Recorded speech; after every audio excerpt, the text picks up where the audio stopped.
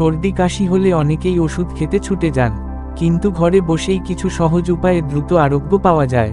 আজ আমরা জানব সেই উপায়গুলো। প্রথমেই গরম পানির ভাপ নিন দিনে 2 থেকে 3 বার। এতে নাক বন্ধভাব কমে এবং শ্বাস নেওয়া সহজ হয়। আর লবণ মিশ্রিত কুসুম গরম পানি দিয়ে গার্গল করলে গলার ব্যথা ও কাশি দ্রুত কমে যায়। 2. মধু ও আদার রস মিশিয়ে দিনে 2 বার খেলে গলার জ্বালা কমে এবং কাশি থেকে মুক্তি মেলে।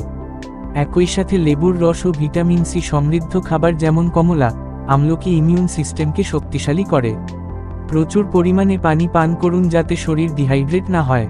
যতটা সম্ভব বিশ্রাম নিন, ঠান্ডা এড়িয়ে চলুন এবং গরম কাপড় ব্যবহার করুন। সুস্থ হতে শরীরকে পর্যাপ্ত বিশ্রাম দেওয়া খুবই জরুরি। কখন ডাক্তার দেখাবেন? যদি কয়েকদিনের মধ্যে উন্নতি না হয়, বা জ্বর অনেক বেড়ে যায়, কিংবা শ্বাসকষ্ট শুরু হয়, তাহলে অবশ্যই ডাক্তারের পরামর্শ নিতে হবে। এমন আরও সহজ ও দরকারি স্বাস্থ্য টিপস পাবেন আমাদের অভিজ্ঞতার আলোকে ইউটিউব চ্যানেলে।